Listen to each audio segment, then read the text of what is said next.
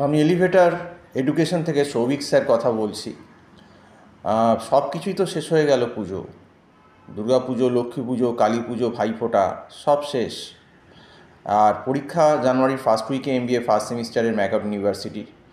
এবং সবথেকে মজার ঘটনা যে এখন অনেকেই ফোন করছে, ফোন করে অদ্ভুত অদ্ভুত সব কথা বলছে। পরীক্ষার আর 2 মাস বাকি, এত বড় একটা সিলেবাস, ম্যাথস, স্ট্যাটিস্টিক্স আর ইকোনমিক্সে, মাইক্রো ম্যাক্রো এবং স্ট্যাট 1, স্ট্যাট 2 পুরো প্রবাবিলিটি, বাইনোমিয়াল, পয়জো, নর্মাল, হাইপোথিসিসের পার্ট, অ্যাকাউন্টসের আলাদা একটা পেপার। এখন সবে অনেকের ঘুম অল্প অল্প করে ভাঙছে, মানে তারা এখনও অনেকেই এমন স্টুডেন্টও আছে যারা এখনও ভালো করে সিলেবাসটাই পুরো জানে না যে কী আছে।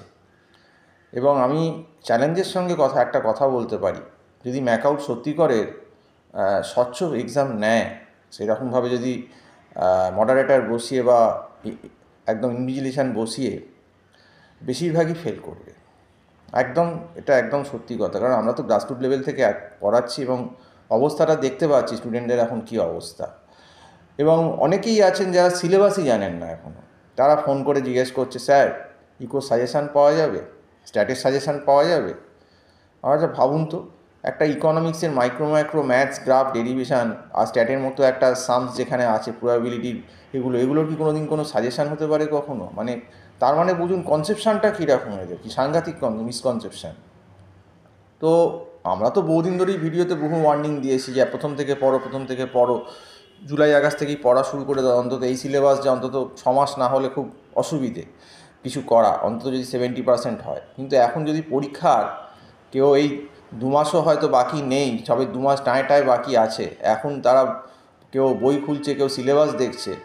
তো এখন যদি সত্যিকারের ফেয়ার এক্সাম হয়, এর যা সিলেবাসের লোড, এই সিলেবাসে কখনোই পুরোপুরি সাপ্লি না পেয়ে পাস করা সম্ভব না। তো এটা স্টুডেন্টদেরই দোষ, কারণ তারা নিজেরাই সিরিয়াস না।